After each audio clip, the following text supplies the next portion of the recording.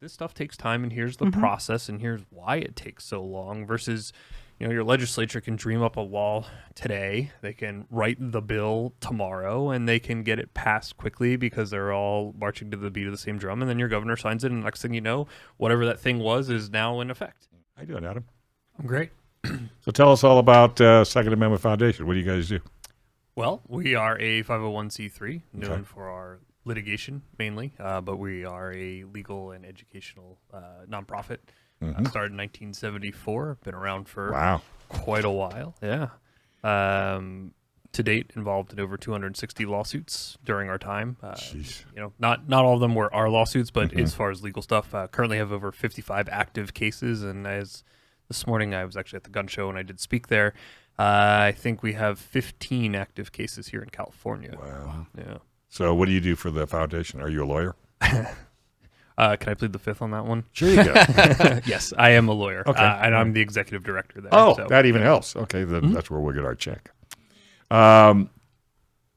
When you do these lawsuits, I mean, there's so much insanity out there. How do you choose what to go after and what not to go after? That's the question we get all the time. So there are two ways, the way I like to describe our legal program and strategy on this. So there is strategic litigation, and that's where we as an organization sit and look at what the map kind of looks like and how the world is and how do we want to shape it, and then figure out a strategy to get from A to B on that. So a lot of the cases that you see are the culmination of planning, and then further downstream you see another block being added to that planning. So if you look at how things have just been done in the litigation world of the Second Amendment stuff, there are very calculated steps being taken as to, we know we can go from A to B here, but we can't go that far yet until we get this kind of decision. And then there's what I like to call opportunistic litigation. It's where somebody sends an email, calls in, says, hey, I have this problem. And we listen. Okay, we do a little more research into them, and then take a look. And is there a public benefit, not just for that individual, but more broader implications for the public at large? And those are cases that we'll also pick up. So they don't always necessarily fit 100% into that strategic plan, but we see that there is an avenue to get a win in something that does affect Second Amendment rights for people. Isn't that kind of like how you establish case law? Yes, that's exactly how case law gets established. Okay. Yep. Or if you like somebody calls in and all of a sudden you realize this guy needs help, and we can't put this on the back burner. We got to try to get to it as quickly as we can. It depends what it is. So a lot of times you get inquiries about, hey, I got arrested for X, and unfortunately, getting arrested for X isn't necessarily the thing that we can help with, unless there sometimes is an angle. But usually that's where you need a criminal defense attorney, or plug John Dillon here for a moment. Somebody like John Dillon to give you a talk to and advise you as to what the steps could be. But there are times where people have been convicted in the past of some kind of crime and are prohibited, and we look at that and say, okay, well, generally speaking, like a non-violent misdemeanor. So this particular person's situation may be specific to them, but that non-violent misdemeanor or general that category affects a large swath of people. So we've had a couple lawsuits where we had brought a case that challenged that kind of stuff and that had broader implications for the public at large, as well as the individual that their particular rights were being violated. Interesting. Yeah.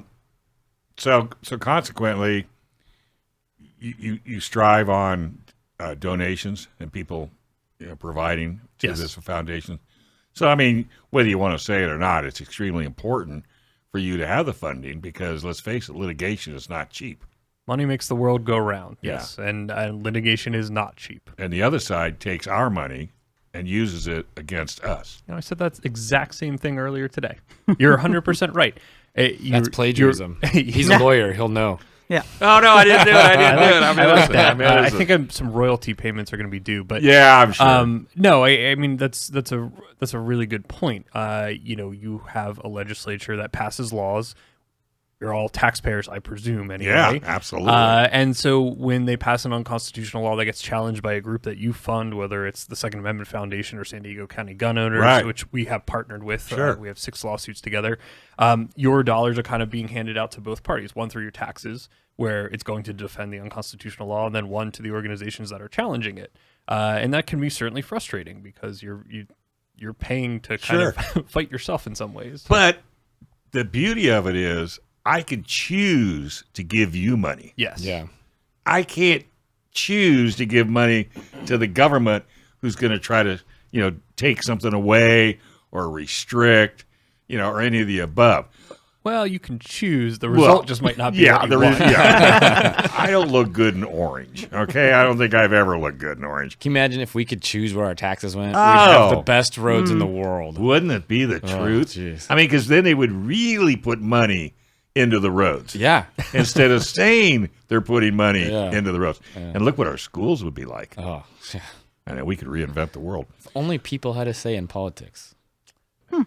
Yeah, funny thing. Huh? Oddly enough, yeah. Well, I think somebody did that a while back, but that's another story.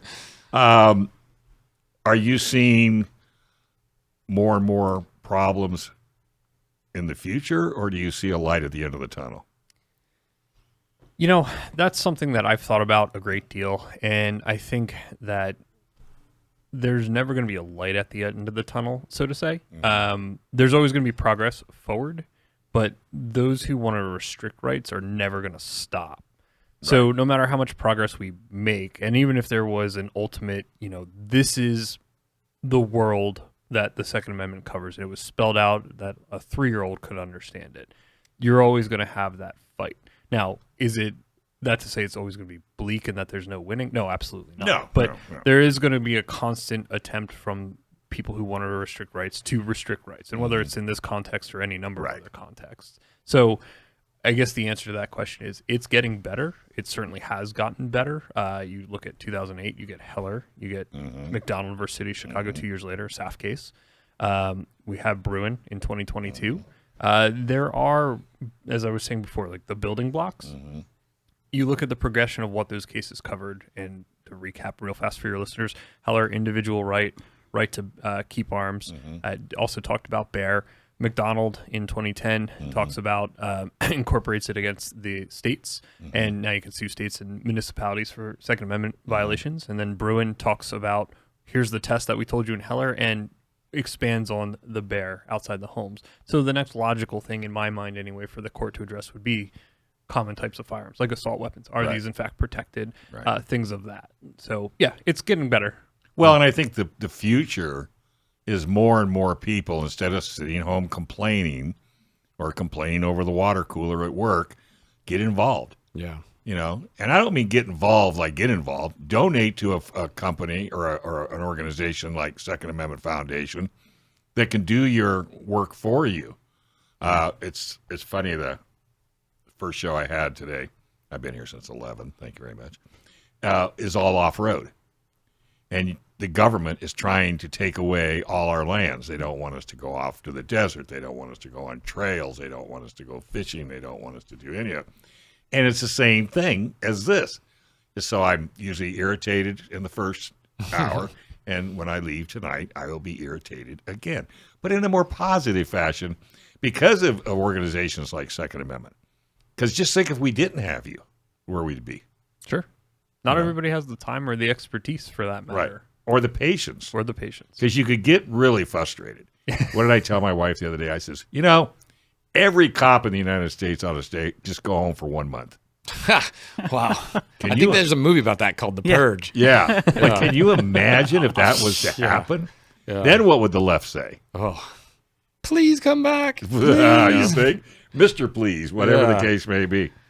All right. So what other things do you guys, other than go to court, what other things do you do for the Second Amendment? As far as, do you do any educational? Well, what's the gun rights policy conference? Oh, yeah, what's that? It's like somebody got the script all of a sudden. Yeah. Hey, where's it at? Oh, yeah, it's right on here someplace. See there it is. See what I'm doing? Keep so it on track. The education component has been a part of the organization since its founding, and one of those things that kind of came out in the 80s was the Gun Rights Policy Conference. And so what that is a gathering of lawyers and scholars and activists and just people who care about the Second Amendment for 2 days of presentations from lawyers. So John Dillon is, again, use his name here, has presented at the Gun Rights Policy Conference, talking about some of the cases here in California and where they are, what's going on in them. You get some of the scholars, which has become very important post Bruin, and it was important after Heller for that matter too, because Heller said what the test was, which was text as informed by history and nation's tradition. But uncovering what was actually going on at the time of the founding, the most important time for that analysis. So the scholars, talk about some of their research. The people from various state organizations talk about what's going on in their states, strategies that have worked, things that have not gone so well or where they've hit some roadblocks. There's receptions in the evenings, and the public can come. They get to interact with these. Oh, really? Yeah. Yeah, because it's here in San Diego, right? Yes. It will be this year. Yeah. Yes. Where at? It's at the Mission Valley Marriott. Okay. And when? September 27th through 29th. I actually do know that much. Is there a charge for the public to come? There is not. Ooh, But wow. what they do need to do is go to our website to register. Okay. Second Amendment Get a free Foundation. ticket, basically. SAF.org. SAF.org. Yes. And there is a drop down for GRPC, or it's also, I believe, plastered on the main page. And you just need to register to let us know you're coming, so that way we can make the appropriate plans for that. And then throw a donation in there on top of it. I mean, we would love that. Well, if certainly. you're there, you might as well, Yeah, right? I mean, there is a button up in the top right. Do you have Nice different and easy. levels? Do you have different levels do. of enjoyment? Yeah, we do have different. Well, for the donations, it's just there's different. What they can donate. Membership, there's different levels. Okay. Yeah. Here's a big question, Dave. Right. that? Okay, if you give 25 for the spaghetti, what are you going to give for this? Like, where does this fall on the scale of donation level importance for you? $100. All right. Thank you. You ever go to Denny's? Yes, there used to be a Denny's. Did you ever eat their spaghetti? I did not. I used to order 2 of their Grand Slams. No, Though. Michael Schwartz says they're the best cool. spaghetti Really? on the planet. I will challenge that this week. Well, I'm telling you, you're going to have to fight the big guy. I'll go to Denny's this week. So and guess try it. what? Well, they took it away. They took but it there off was the menu. There Because was it was that good? There was a petition to bring it back, and Dave And donated I 25 spent bucks. $25 to put it back on the Well, menu. did it work? I don't know yet. I don't go to Denny's. And I know It there's was that important to me and I know that I don't there's go. I did it for Mikey because he loves his spaghetti. Okay, we asked all the questions but the first one, didn't we? I know. I had to go back to it. We got it. I have a question for you, Adam. Fine, So it's about this- time. So this is a 3-day event. I've already had it on my calendar. Yes. So if you register, just some logistical questions. Sure. If you can you go off? Is same content every day? Is it kind of more of a free for all where you visit where you want to go? Is it a set schedule that I want to kind of plan to be there for certain things? So, or I mean, kind of just a little bit about the structure. I'm just curious Those were very good questions. because I've never been and I want to know. No, do I need to plan all 3 days or can I get everything I need in one? Those were excellent questions. So Friday night usually is just a reception. Okay. As far as content being presented, there isn't any. The event itself for content starts Saturday. Okay. And it runs through about noon, maybe a little bit later on Sunday traditionally. You will not get the same both days. It is Okay. different. The order of the speakers, we're currently working on the agenda and filling in speakers, so that's not at all complete yet. Okay. But we do have over 20 lined up so far, Oh, wow. with more to go. And it was a matter of just trying to figure out what this should look like this year, since we're starting to alter the structure a little bit from years past in the traditional presentation types, trying to figure out how to structure those to make it different than other years and kind of have the event evolve to keep up with current times and whatnot. So Okay.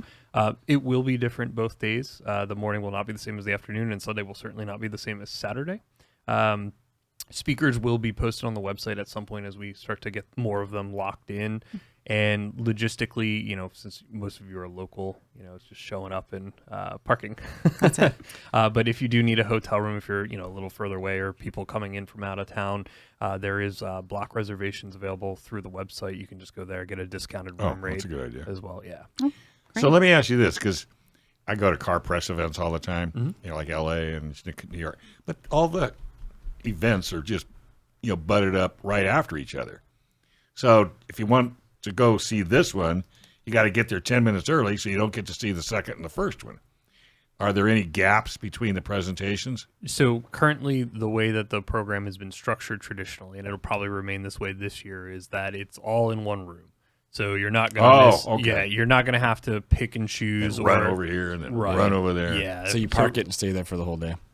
Yeah, that it's really important, Yeah, because Because if there's 3 presentations in a Yes. row that you really, really want to go to, you can't. There is a dilemma with that structure. It also does change things up a little bit. But as of right now, anyway, the way it's structured is that it's in the same hall, and you can sit there from morning till the afternoon. Obviously, there's breaks. We provide coffee. But sit other there in the same refreshments. chair and pretty Yes. much listen to each presentation. Correct. Okay, so then the fact of the matter is, then if you get there a little bit early, get the chair you want to sit in, and short of going to the bathroom, you can sit there the whole time. Right. Yeah. You don't have to tear your hair out about, I really wanted to hear this person. Yeah, but yeah, I gotta yeah, sacrifice 10 minutes of the other How person. long are the presentations roughly? It depends. They're anywhere from 10 minutes, I'd say, to 20, 30. It depends Okay. if you have a panel or something like that. So it's just not like an hour, hour and a half, 2 hours normally. No, try not to do the very long monologues because I know, I myself, no matter how interesting a person is, don't necessarily want to sit through that. So Well, it's and the fact that how long you guys been doing this? I believe it was started in 1986. Wow. My math is not very good, but this is the 39th annual Gun Rights Policy Conference. How long have you known about it? When did we start? 4 o'clock? What about you, Alicia? I heard about it last year, but I wasn't able to, it obviously wasn't local, so I wasn't able to attend. So we got to think do the- a little bit more publicity. Yeah. my Well, it's friend. the fact that it's local that I heard about. Right. It's not something I would generally travel. Is it for. all across the United States? Is it at a different place, different times? Yes, so it is something that does, in fact, travel. This is our first time in San Diego. I believe previously it had been in Sacramento, maybe, and San Francisco. Okay. I know it's been in Chicago. It was in Phoenix in 2019, and again, I believe last year it was in Dallas another year. Okay, so you spread it around. It spreads it around, yeah, and part of that is because people hear about it locally, and not everybody wants to get on a plane every year to go, fly to it, Sure. to give other people the opportunity to Right. attend. And then, of course, you get the presenters and the people who want to come every year who are traveling. Who doesn't And want to that- come to San Diego? That's what I was going to say. So they've done it Exactly. behind enemy lines in San Francisco and Sacramento first. I think so. I know it's been in California, but those were before my time at the Yeah. organization. And, that brings up a very good point. People asking, well, why are you holding it in California? And that's actually a really fun question to answer. Sure. because, Yeah, no kidding. first of all, California has a massive gun owning population. We do. And I Yeah. think the rest of the country forgets about that. Again, Until me- we suck up all the mags for the entire country. Or all the ammo. Yeah. Well, some of us already bought a lot. That wasn't really a problem for a Yeah. time being. But, coming from the other side of the country, when I was younger, certainly didn't care what happened here. Right. Because I was also young and stupid and not where I am today. But what emanates from what starts in California emanates and is spread elsewhere. These ideas all get exported. They So do. it's very Yeah. important to deal with the source of the problem, like any number of other problems in life. Yeah.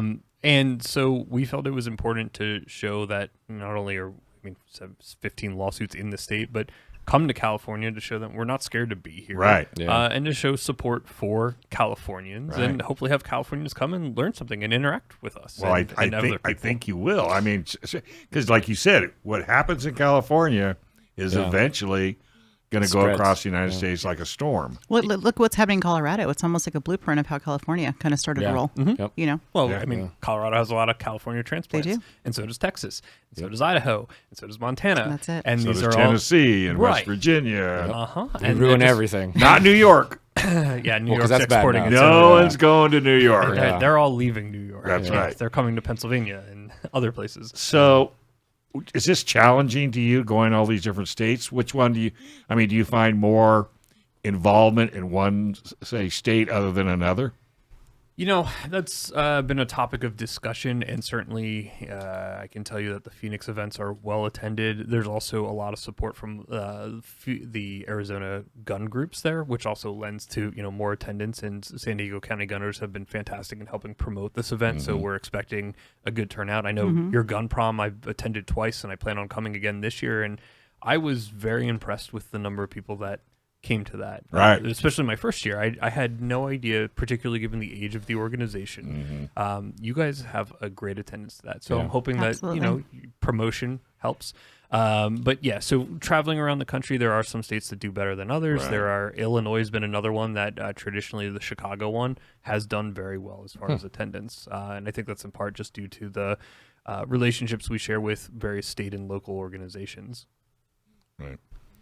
And whether you are, the listeners out there, whether you feel that you have interest in the realm of legal matters, a lot of people are out there like, I own guns, I like guns, but that's not my thing. I'm not into legal stuff. I'm not into politics. But you know what? It's really important whether you think you're into it or not. If you want to keep those gun rights, you want to kind of keep the state and keep it rolling the way that we want it, you need to get involved and at least get it at least informed. Yeah, education. Because it's when we have that lack of knowledge and lack of information that people kind of get rolled over. Yeah, and they don't even realize it. The second you buy a gun, you're involved, whether you like it or not. Oh, yeah, whether you like it or not. That's it. All right, so we're off script. Yeah, There's a lot of stuff. Let's talk Surprise, about surprise. open range. But he was also at the symposium this weekend, right? I was. See? I was there earlier today. Segue. We can even keep going down the education train for a moment if you want. Let's do it. Because I think it is important.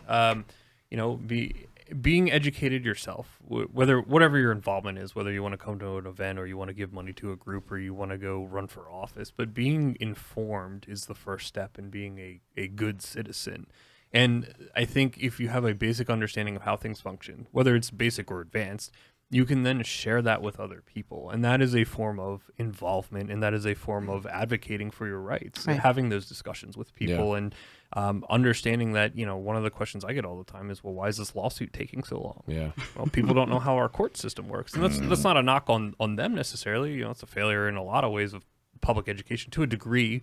But this stuff takes time, and here's the process, and here's why it takes so long versus, your legislature can dream up a law today. They can write the bill tomorrow, and they can get it passed quickly because they're all marching to the beat of the same drum. And then your governor signs it, and the next thing you know, whatever that thing was is now in effect. And it takes a lot of time to fix that. So the other thing that San Diego County Gun Owners has done really well is found people to run for office.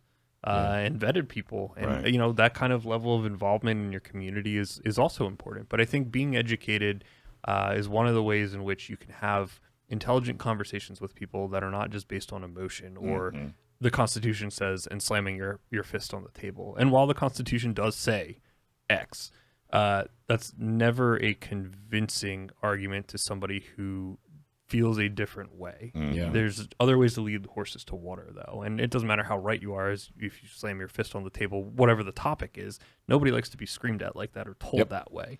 But there are other avenues, and I think by being informed on things, that's one way to get people to where they need to go. So you were at the open range day? I was not. I was. Where were you, Dave? Yeah. When was it? Yesterday? Friday. I'm working. So was I. So was I. So was I. Yeah. So was I. Now that we're all working. Yeah. How was it? It was fun. It was a lot of fun. I seen your picture. Yeah. I didn't see yours. Sorry. Oh, you must have been the one taking the picture. I was in some. All right. So what did it entail? Lots of shooting, first of all. Yeah. Where Sun. In Escondido. Okay. Yeah. And it was sun. Very hot. Sunny Oh, day. yeah. It's one of those days in perfect Escondido weather. Starts cool. Seconds later, it's hot. Yeah. Really? I teach up And this there. was in conjunction with the actual gun show, right? Yep. So everyone that went to that also got tickets to go to the gun show for free. Well, not wow. free, but included with it. And they're also going to get all the invites and the information for the policy and not only that, conference there as well. was prizes that day for those people specifically. Did you win anything? No, I couldn't. I was exempt, Did you win anything? I was exempt as well. but I did buy some stuff. Oh, I bought lots of stuff Yeah. too. Yeah. You think a lot of people bought a lot of guns at the show? At the gun show? Yeah. I mean, I think they were excited to be there. Yeah. I probably saw so. some transactions going on. Yeah. Okay. Yeah. Any notable talks at the symposium that stand out? I was too busy looking at stuff, honestly. He's buying the world's heaviest gun mat. Yeah. I'm a gear guy, so I was looking at all that Did you stuff. buy one too? I bought the gun mat. Did I buy a gun? Is that your question? Did I buy a gun? Your husband's listening. Go ahead. I did not purchase a gun at the gun show, no. Wink, wink. I'm still in my 30 days, so I couldn't. Oh, you're still in your 30 days. Now the truth comes out. Yeah, I'm actually in Dross as well right now. I don't know what I'm going to do with you guys. Thanks for watching this clip from Gun Owners Radio. If you're watching mainstream media, you're not getting the truth about guns. Gun Owners Radio is the easiest way to stay on top of the Second Amendment fight, the fight for your self-defense rights.